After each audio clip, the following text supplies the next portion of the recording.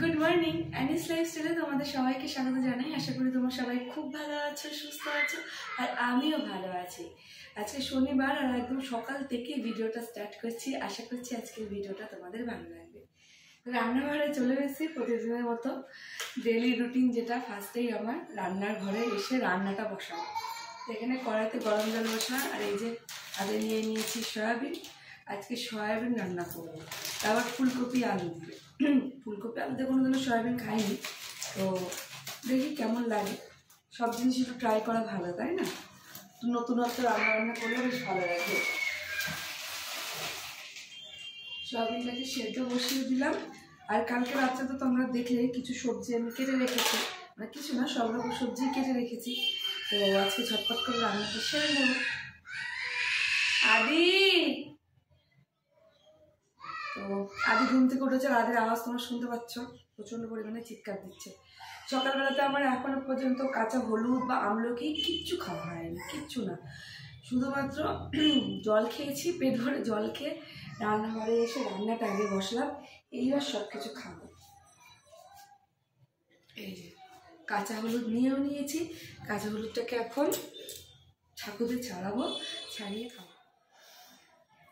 সকালবেলা এই কাঁচা হলুদ আর আমলকি খাওয়াটা এমন একটা অভ্যাসের জায়গায় দাঁড়িয়ে গেছে, একদিন যদি মিস হয় কেমন যেন একটা লাগে, যেন মনে হয় কি খেলাম না কি খেলাম না। আর আমার যখনই শরীরের প্রবলেম হবে কোনো কিছু, তখনই প্রসেনজিৎ বলবে কি যে তুমি এই খাবারটা খাচ্ছ বলে হয়তো তোমার এই প্রবলেমটা হচ্ছে।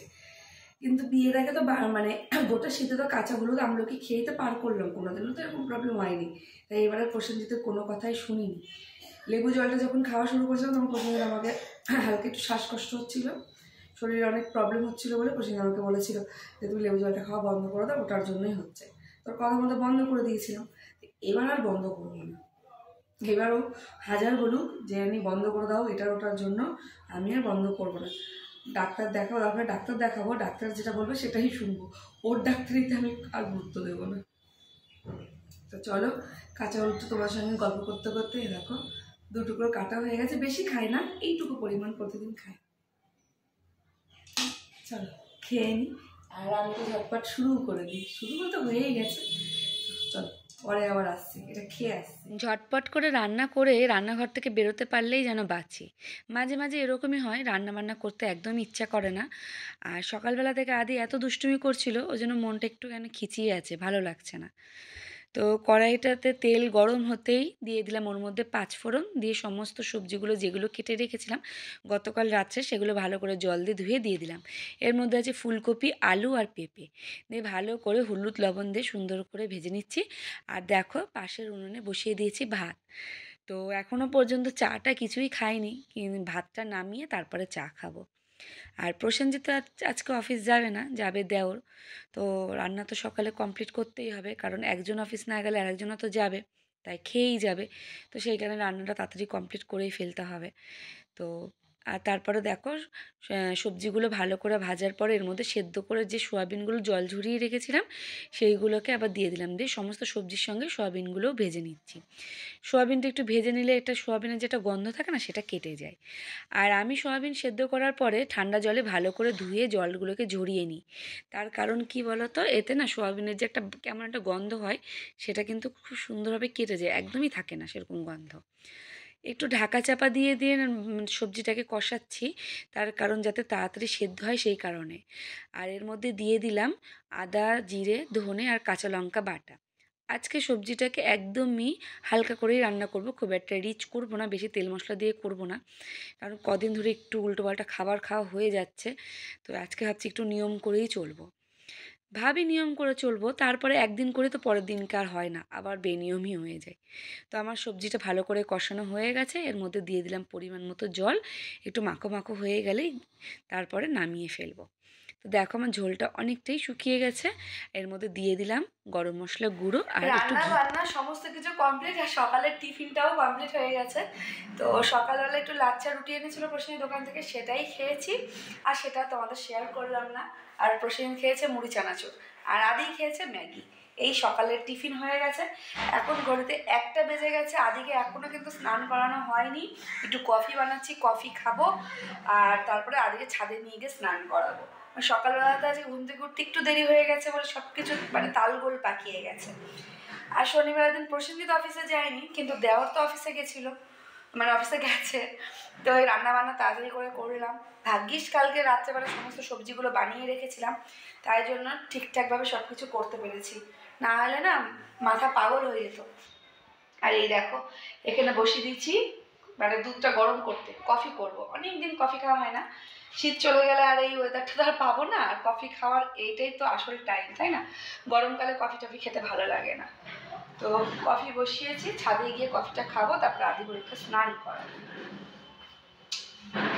আজকে সকালবেলা থেকে আদি জানি না কি হয়েছে, মাঝে মাঝে বাচ্চাদের এক এক সময় এক রকম মানে অনেক রকম প্রবলেম হয়, ওরা তো প্রকাশ করতে পারে না। আমাদের যেমন বড়দের যদি কোনো কারণে মনটা ভালো না লাগে বা কিছু একটা হয়, আমরা যেমন প্রকাশ করে দিই, বাচ্চারা তো সেটা পারে না। তো সকালবেলা থেকে দেখছি ঘুম থেকে উঠেই যেন কেমন একটু খিজিখিজি করছে, একটু কান্না, প্রচন্ড পরিমাণে এক একা কান্নাও করছিল, যেন ওর কোনো কিছুই ভালো লাগছে না। আর বারবার আমাকে বলছে, মা আমার কিছু ভালো লাগছে না, মা আমার কিছু ভালো লাগছে না। কি হয়েছিল জানি না, তারপরে অনেক কষ্ট করে ওকে সামলালাম। আর ওকে সামলাতে গিয়ে আমি সবে ভাতটা বসিয়ে, মানে তোমরা তো দেখছিলে ভাতটা হয়েছে, তরকারিটা নামিয়েছি, ভাতটা উপর দিয়ে দেবো যে মাথাতেই নেই যে ভাতে ফ্যানটা ঝরাবো। আর ভাত গেছে গলে, অনেকটাই গলে গেছে জানো। তো কি করব, কিছু তো আর করার নেই, ওটাই খেতে হবে দুপুরে। তো দেওয়ার তো খেয়ে গেল, তো বুঝতেই পারলো যে এই কারণে ভাতটা গলে গেছে। আর কেউ কিছু বলে না, যেটাই যা হোক মানিয়ে নেয়, কারণ বুঝতে পারে এক হাতে সব কিছুই সামলাচ্ছি, সব কিছু করছি।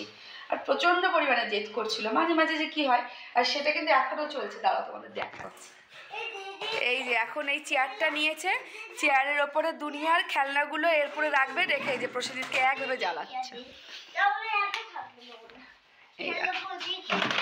এই দেখো এখন পেয়েছে প্রসেনজিৎকে মুরগি, শনিবার রবিবার করে বাবাকেই পাই, আর মাকে তো সেরকম আর প্রত্যেক দিনই পাই, কিন্তু বাবাকে শনিবার রবিবার করেই পাই। এই যে এখন এরপর সমস্ত পেন্সিল বক্সগুলো রাখবে, রেখে এখন গাড়ি গাড়ি খেলতে হবে। দেখো শুধু দেখো তোমরা ও কি করছে। এই দেখো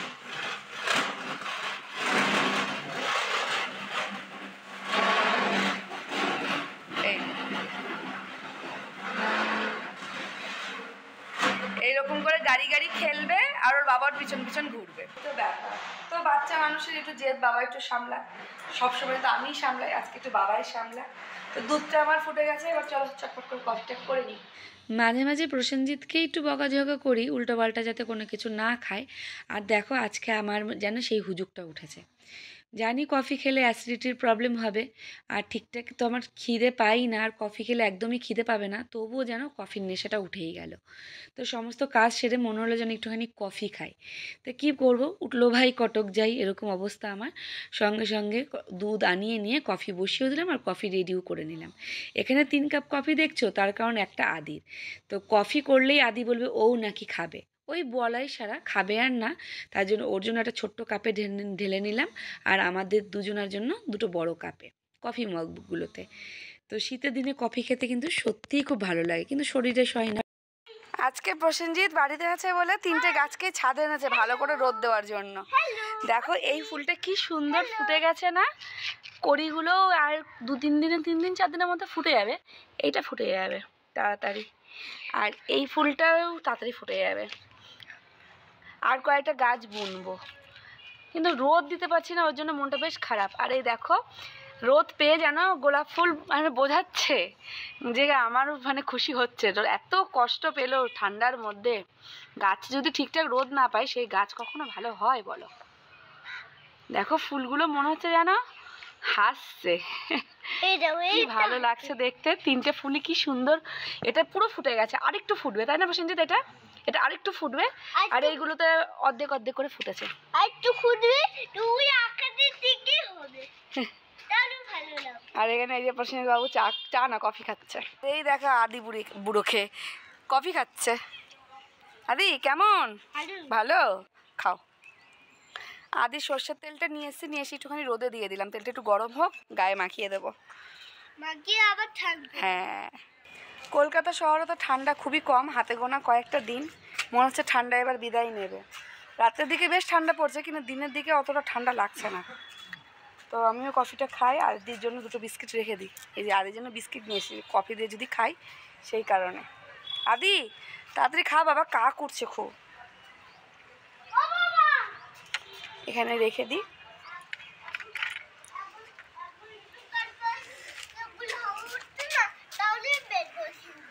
পুরো উপরে দুধের স্তর পড়ে গেছে কফিতে, একদম ঠিকঠাক পারফেক্ট, তাই না প্রসেনজিৎ? কফির এটা পুরো ঠিকঠাক হয়ে যাবে। আর কয়েকটা গাছ কিনতে হবে, বুঝলে, আর কয়েকটা গাছ কিনবো ভাবছি। এবার লঙ্কা চারা লাগাবো। বাড়ির লঙ্কা না, মানে বাড়িতে লঙ্কা চারা যদি বোনা যায়, আর সেই লঙ্কার বেশ ভালোই ঝাল হয়। একটা লঙ্কা চারা বুনবো। আর আমার না খুব ইচ্ছা আছে ওই লাউ কুমড়ো এইগুলোর গাছ বোনা। হ্যাঁ, কারণ এইগুলো তো এখানে পাওয়াই যায় না। লাউ কুমড়ো এগুলো মানে সেই ডগাগুলো খেতে তো খুব ভালো লাগে, ডাঁটাগুলো, কিন্তু এখানে পাওয়াও যায় না আর খাওয়াও হয় না। তা আমার দেখো দেখো দেখো যা দেখো, মাছি বসে কফি খাচ্ছে। তো এটা একটা ইচ্ছা আছে। তো চলো কফিটা ঝটপট খাওয়া আছে, খুব হাওয়া দিচ্ছে, বেশ হাওয়া লাগছে বেশ। দিয়ে আদিকে স্নান করাবো। আমাদের এখানে একটা পুকুর আছে, দেখো সবাই পুকুরে কাচাকাচি করে, স্নান করে, এসব করে। দেখাচ্ছি তোমাদের। এখানকার আশেপাশের বেশিরভাগ মানুষ এই পুকুরে এসে জামা কাপড় পরিষ্কার করে। কী বলো তো, পুকুরটা বেশ বড়, এই পুকুরে নাকি অনেক মাছও আছে। অনেকেই আসে, আমাদের ছাদ থেকে খুব ভালোভাবে দেখা যায়। আর আমার রান্নাঘরের জানালা দিক দিয়েও বেশ ভালোই দেখা যায়। বিশেষ করে যেদিন যখন বৃষ্টি হয়, বৃষ্টির সময় পুকুরটার দিকে তাকালে এত ভালো লাগে না, যে বৃষ্টি যখন পড়ে দেখতেই খুব সুন্দর লাগে, জানো তো। আর এই দেখো আদিবাবু এখন খেলতে শুরু করে দিয়েছে। বাবাকে পেয়েছে, আজকে কোনো দিক দিয়ে বাবাকে আর ছাড়বে না। অন্য দিন তো সবসময় বাবাকে ছাড়াই থাকে। সেই সকালবেলাতে বাবা স্কুলে দিয়ে তারপরে অফিস চলে যায়, আর রাত্রেবেলাতে 8টা সাড়ে 8টার সময় বাড়িতে আসে। সারাটা দিন তো একাই ওর দিন পার হয়। আর শনি রবিবারে বাবাকে পেলে আর একদমই বাবাকে ছাড়ে না। তখন সমস্ত শখ গোটা সপ্তাহে যা যা ওর ইচ্ছে থাকে এই 2টো দিন পূরণ করার চেষ্টা করে। আর সোমবারের দিনকেই তখন আবার বাবাকে বলবে, বাবা আজকেও তোমার অফিস, আজকে তুমি ছুটি নিয়ে নাও না। বুঝতে পারি ছোট বাচ্চা, খুব কষ্ট হয়, কিন্তু কিছু তো করার নেই। প্রসেনজিতের অফিসে যেতেই হবে, আর ও তো স্কুলে যায়। আর মেন অসুবিধাটা হয় আমার, আদিও স্কুলে চলে যায়, আর আমি যখন বাড়িতে একা থাকি তখন যেন আমারও পুরো দম বন্ধ হয়ে যায়। আর যখন আমি সংসারে এটা একটুকি নাকি কাজকর্মগুলো করি, তখন না আদির যেন আরও বেশি কষ্ট হয়। তখন আমাকেও পায় না, বাড়িতে কেউ থাকেও না, তখন ওর বেশি কষ্ট হয়। তো দেখো ফুলগুলো কি সুন্দর ফুটেছে। আবারও একটুখানি ভিডিও করলাম, এত ভালো লাগছিল দেখতে। তো একবার ভাবলাম কি গাছগুলোকে রোদে এনে মনে হয় ভুলই করলাম, কারণ বারান্দাতে ওর জায়গাটা তৈরি করে নিয়েছে, সেখান থেকে আবার হচ্ছে নিয়ে আসলাম, মনে হয় ভুলই করলাম। আর খেলতে খেলতে আদির আমার কাছে এই বলটা না এই পাশের বাড়িতে পড়েছে। তো আমি তো কখনো এই বাড়িতে যাইনি, মানে এখানে কারোর বাড়িতেই যাই না। তো বলটা পড়ে গেছে এমন জায়গাতে, না নিয়ে আসলেও হবে না, কারণ আদি খেলবে কি দিয়ে। তাই না পেরে আমি আর আদি দেখো চুপি চুপি এই বাড়িতে ঢুকলাম বল নিতে, একদম দুপুরবেলা করে। আদিকে বাবা বলছে, আদি চুপ কর, একটাও কথা বলবি না, টুক করে নিয়ে চলে যাব বাড়িটার পিছন দিকটাতে। তো কেউই ছিল না, ওই জন্য কাউকে বললাম না, বলেই বলটা নিয়ে আমি আর আদি তাড়াতাড়ি করে বেরিয়ে পড়ছি। আদি অনেক কিছু ওর মনের মধ্যে প্রশ্ন ছিল, কিন্তু আমি ওকে যখনই বলেছি চুপ করবি আদি, কারোকে একটা কথাও বলবি না, চুপ করে বলটা নিয়ে বেরিয়ে পড়বো, তাই জন্য আদি আর কোনো কিছু বলেনি। আর ভাবলাম যে না, যদি কিছু বলে বলটা নিতে এসে, যদি কিছু বলে যে বল আসলো কি করে, এরকম যদি কিছু বলে, কারণ অচেনা মানুষ, কে কীভাবে ব্যবহার করবে তা তো আমি জানি না। তো সেই ভয়ে ভয়েই গেছিলাম আরও বলটা আনতে। আজকে স্নানের দায়িত্ব প্রসেনজিতের, ওকে স্নান করানোর দায়িত্ব। আজকে আদি আমাকে বলে দিয়েছে না, আজকে আমি স্নান করাবো না, করাবে ওর বাবা। তো তাই যাই হোক, করাক বাবা, কারণ সারা সপ্তাহে তো আমিই করাই, 2টো দিন যদি বাবার কাছে স্নান করি একটু আনন্দ পাই, করুক। তো কি বলো তো, আদি ছোটোবেলা থেকে ওর বাবাকে প্রচুর পেয়েছে, কারণ লকডাউনের মধ্যে প্রসেনজিৎ বাড়িতেই ছিল, অফিস তো বন্ধ ছিল। আর সেই সময়টা তো বাবা তো সবসময় বাড়িতে থাকার কারণে আদি এত বাবাকে পেয়েছে, বাবার প্রতি টানটা একটু বেশি মায়ের থেকে। তো এটা নিয়ে আমি একটু মাঝে মাঝে প্রসেনজিতের কাছে অভিযোগই করি, যে সেই সময় এতটা পরিমাণে সংসারের মধ্যে আমাকে ঢুকিয়ে দিয়েছিলে, রান্নাঘর সংসার, তো ছেলের সঙ্গে সেভাবে আমি মিশতেও পারিনি। তো আদি যে ছোট থেকে বড় হয়ে ওঠা, সেটা না সেভাবে আমার চোখে পড়েনি। সব কিছু প্রসেনজিৎ দেখেছে, কিন্তু আমি কোনো কিছুই দেখিনি। এটা একটা আমার বড় আক্ষেপ। তো যখন পেলাম তখন অনেক খেতে বসে পড়েছি, একবার দুপুরবেলা স্নান টান করে খাবার নিয়ে একদম টেবিলের সামনে বসেছি। আদিবাবুকে খাওয়ানো হয়ে গেছে, আর এখন কটা বাজে? 3:30 বাজে না গো? 3:30 বাজে, আর এই টাইমে আমরা দুপুরের খাবার খাচ্ছি। তাহলে আমাদের প্রবলেম হলো তো কাদের প্রবলেম হবে? তো এখানে আছে ভাত, দূর থেকে দেখাচ্ছি কারণ ক্যামেরা দূরেই সেট করেছি। ভাত আছে, আর এখানে কপি ডাঁটা চচ্চড়ি করেছি। আর তখন তো তোমাদেরকে দেখালামই এই যে তরকারিটা, এই দিয়েই এখন খাবো। কেমন হয়েছে কপি ডাঁটা চচ্চড়ি? ভালো হয়েছে? তো যেটুকু যা ছিল, চিম তো কিছুই ছিল না, ওই দিয়েই করেছিলাম। আর এইসব ডাঁটা চচ্চড়িতে না একটু মূলো, চিম এসব দিলে বেশি ভালো লাগে না তো, তাই তো? কিন্তু কোনো কিছু ছিল না, বেগুন ছিল, আলু বেগুন আর এই দিয়ে রান্না করলাম। কালকে রাত্রে কেটে রেখেছিলাম সেইটা।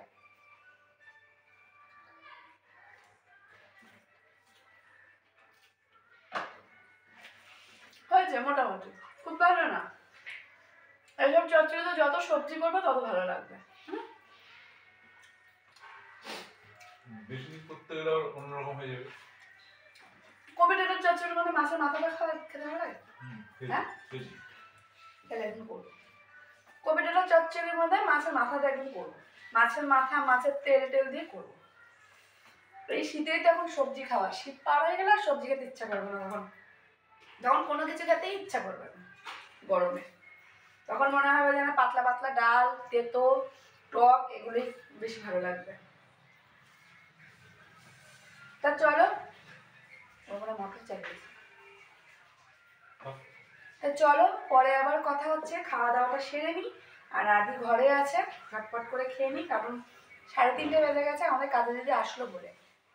তো বাসন বের করে দিতে হবে, কারণ বাসন মাজবে। চলো পরে আবার আসছি, সঙ্গে থাকো, দেখতে থাকো। রাত্রেবেলা একদম রান্না বান্না কমপ্লিট হয়ে গেছে, কোনো কিছুই আর তোমাদের সঙ্গে শেয়ার করলাম না, মানে অনেক কাজই ছিল। আর দেখি একটু সন্ধ্যাবেলার দিকে একটু পড়ালাম, চাটা খেয়ে পরিয়ে নিয়ে তারপরে এই যে এতগুলো বাসন এগুলো সব ধুলাম, ধুয়ে নিয়ে রুটি করলাম। রুটি আর কী করেছে আগে তোমাদের চলো দেখিয়ে দিই। এই দেখো, লাল লাল কালারের ভাজা দেখছো, এখানে আছে গাজর আর বিট, বিনস, আলু। আর বিটের জন্য সব কিছু একদম লাল হয়ে গেছে, কিন্তু বিনসগুলোকে লাল করতে পারেনি। তো এটাতে ভাজা করেছি কালো জিরে আর কাঁচা লঙ্কা দিয়ে, এটা ভাজা। আর এখানে আছে গরম গরম রুটি, আর দুপুরবেলার যে তরকারিটা করেছিলাম সেটা এইটুকু পরিমাণে আছে। আদিবাবু তো ভাত খাবে, আর অল্প একটু ভাত আছে, সেটা আমিও খেয়ে নেব। তো এই তো আজকে রাতের ডিনার। প্রসেনজিৎ একটু আটা মাখিয়ে দিল, আর আমি চটপট করে ভেজে নিলাম, মানে ভাজলাম না, মানে প্রসেনজিৎ ভেজে দিল, আমি বেললাম। আর কদিন ধরে এই সেলাইয়ের জায়গা, সেলাই যে মানে পেটের সেলাই জায়গাতে আর কোমরে বিভৎস ব্যথা, মনে হচ্ছে সেলাইটা যেন এরকম করে টান ধরছে, এরকম এরকম কামড়াচ্ছে, এমন হচ্ছে সেলাইটাতে। মানে যখন ব্যথাটা ওঠে না, তখন মনে হয় মাথার মধ্যে একটা চক্কর দেয়, হঠাৎ করে এরকম এরকম এরকম করে কামড়াবে, তারপর আবার ঠিক হয়ে যাবে, আবার কিছুক্ষণ এরকম করে। আর আরেকটা প্রবলেম হচ্ছে, যেটা আগুনের সামনে বেশিক্ষণ দাঁড়ালে সেলাই জায়গাটাতে মনে হচ্ছে যেন শক্ত হয়ে যাচ্ছে। এই প্রবলেমটা আমার 2 বছর আগেও হয়েছিল এই প্রবলেমটা, এখন আবার দেখছি সেই প্রবলেমটা হচ্ছে। কেন হচ্ছে বুঝতে পারছি না, তো ডাক্তার দেখাতেই হবে, আর ফেলে রাখা যাবে না। একদম গাইনোর ডাক্তার দেখাবো, অন্য কোনো ডাক্তার দেখাবো না, একদম গাইনোর ডাক্তারই দেখাবো, তাহলে সব দিক দিয়েই সব সমস্যার সমাধান হবে, তাই না বলো প্রসেনজিৎ? একদম গাইনোর ডাক্তার দেখিয়ে দেবো। তোকে দেবে কেন, আমি দেখাবো। তো এদের ব্যাপার, রাত্রেবেলার কোনো কিছু তোমাদের সঙ্গে আমি শেয়ার করলাম না, কারণ একটু তাড়া ছিল, কারণ আদিকে পড়িয়ে উঠেছি অনেকটা দেরিতেই, তারপর তাড়াতাড়ি করে সমস্ত কিছু করলাম। এখন 9:10টার মতো বাজে, এখন সবাইকে খেতে দেবো আর আদিকেও খাওয়াবো। তো চলো বন্ধুরা, ভিডিওটা অনেকটা অলরেডি বড় হয়ে গেছে, ভিডিওটা আমি আর কন্টিনিউ করছি না। আশা করছি আজকের ভিডিওটা তোমাদের ভালো লাগবে। যদি ভালো লেগে থাকে অবশ্যই লাইক করো, শেয়ার করো, আর যারা যারা এখনও সাবস্ক্রাইব করোনি প্লিজ সাবস্ক্রাইব করে আমার পাশে দেখো। আর আমার ভিডিওর কোনো অংশ যদি ভালো লেগে থাকে তার সম্বন্ধে একটা সুন্দর দেখে কমেন্ট করো, আর যদি কোনো জায়গাতে ভুল কিছু থাকে সেটা আমাকে একবার জানিও, কমেন্ট করে জানিও, আমি সংশোধন করার চেষ্টা করব। তো চলো আজকের মতো এটুকুই, কালকে আর একটা নতুন ভিডিও নিয়ে হাজির হয়ে যাব খুব তাড়াতাড়ি। Tata, bye, good night.